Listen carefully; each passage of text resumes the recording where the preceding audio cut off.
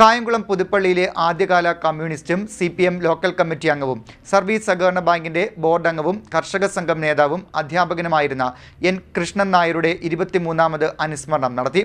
അനുസ്മരണ സമ്മേളനം CPM area committee അംഗം S. പവനനാഥൻ ഉദ്ഘാടനം ചെയ്തു.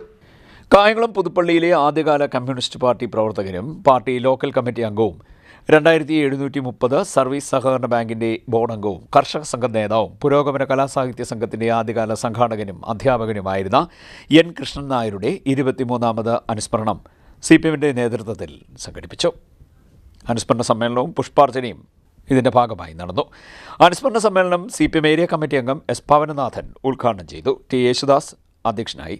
പരമേശ്വരൻ പിള്ള, ശ്രീലത S. തമ്പി, S. രേഖ, ശ്രീകുമാർ C, സുഭാഷ്, അരുൺ, K. അനീഷ്, വിജയൻ പിള്ള, ഗ്രാമപഞ്ചായത്ത് പ്രസിഡന്റ് അമ്പിളിക്കല, ബിന്ദു എന്നിവർ സംസാരിച്ചു. നമുക്ക് പ്രതിജ്ഞയെടുക്കാനുള്ള ഇന്നത്തെ രാഷ്ട്രീയ സാഹചര്യം കള്ളത്തരങ്ങളും സംഘർഷകലുഷിതവുമാണ്. എന്ത് കള്ളവും പറഞ്ഞുകൊണ്ട് കമ്മ്യൂണിസ്റ്റ് പാർട്ടിയെ തകർക്കുക എന്നുള്ള തരത്തിലേക്കാണ് വലതുപക്ഷം ശ്രമിച്ചുകൊണ്ടിരിക്കുന്നത്. വലതുപക്ഷമാണ് ഇടതുപക്ഷമെന്ന് പറഞ്ഞ് പ്രചരിപ്പിക്കുന്നത്. അങ്ങനെയെല്ലാം കമ്മ്യൂണിസ്റ്റ് പാർട്ടിയെ തകർക്കാൻ വേണ്ടി ശ്രമിക്കുക.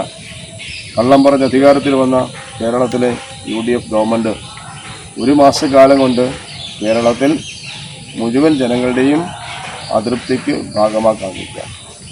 ഒരു മാസക്കാലം കൊണ്ട് എല്ലാ മേഖലയും തകർക്കുന്ന തരത്തിലേക്കാണ് കള്ളവും ചതിയും അഴിമതിയും ഒക്കെയായിട്ട് VD സതീശൻ്റെ സർക്കാർ പോവുകയാണ്.